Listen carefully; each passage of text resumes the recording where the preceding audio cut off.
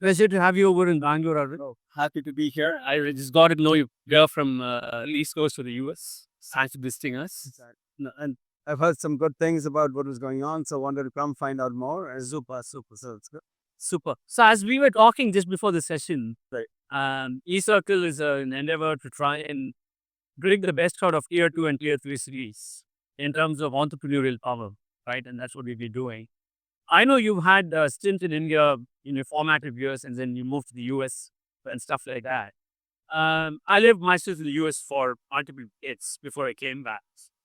What I'm seeing is a big movement happening in India is they're slowly moving away from being dependent on the top 10 cities to actually being much more inclusive of the tier 2 and tier 3 towns. Your thoughts on this?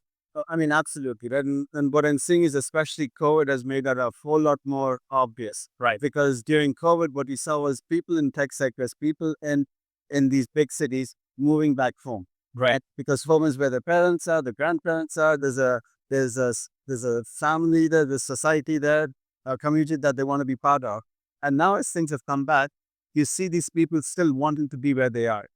But there isn't enough of an infrastructure, enough of support for them to be where they are. Right. And I think what you're doing is great because it allows such knowledgeable, skilled, experienced people with those cities to be there and also foster another ecosystem there. So, I mean, if you're helping an entrepreneur in a tier 2 or tier 3 set up a company, not only does the entrepreneur get to live there, the entrepreneur is allowing others to also be over there.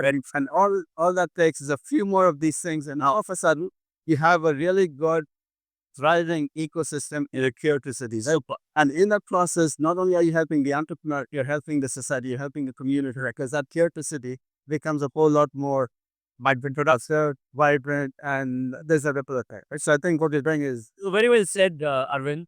In fact, we truly believed that the future of India is about taking work to where people want to live, not vice versa, right? So I think between the 80s and 2015, India was all about people moving multiple tiers forward depending on where they lived.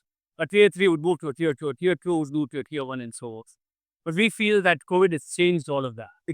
And Maslow's principles have also been relooked at.